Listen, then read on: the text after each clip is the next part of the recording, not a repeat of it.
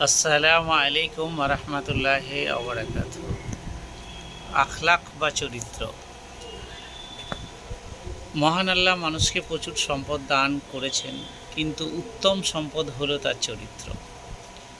যার চরিত্র যত ভালো হবে সে মানুষ ততই মূল্যবান হিসাবে বিবেচিত হবে।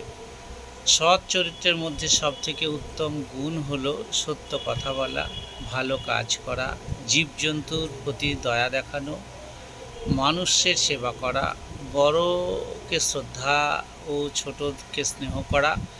মহানবী সাল্লাল্লাহু আলাইহি ওয়াসাল্লাম বলেন, যে ব্যক্তি আমাদের ছোটদেরকে স্নেহ করে না এবং বড়দেরকে সম্মান করে না, সে আমাদের দলভুক্ত নয়। আখলাক বলতে কি বোঝায়? আখলাক শব্দটি খুলকুন শব্দের বহুবচন। স্বভাব, চরিত্র, আচার, ব্যবহার ইত্যাদি আখলাক বলে। এক ব্যক্তির প্রশ্নের উত্তরে নবীজি সাল্লাল্লাহু আলাইহি ওয়াসাল্লাম বলেন যে আল্লাহ পাকের অনেক অনেক অনুগ্রহ বা দান মানুষের প্রতি প্রতিনিয়ত হয়ে থাকে। তার মধ্যে উত্তম দান হলো সৎ ও সুন্দর চরিত্র। সুতরাং শরীয়তের পরিভাষায় মানুষের চলার ক্ষেত্রে ও সমাজ জীবনে মানুষের সঙ্গে যে স্বভাব, চরিত্র, আচরণ প্রকাশ পায় তাকে আখলাক বলা হয়ে থাকে। আখলাককে আমরা দুই ভাগে বিভক্ত করতে পারি।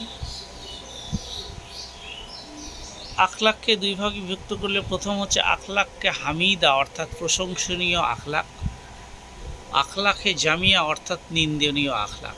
এই দুই ভাগে ভাগ করা যায়। তো আখলাক সম্বন্ধে পরপর স্টেজ বাই স্টেজ আসছি।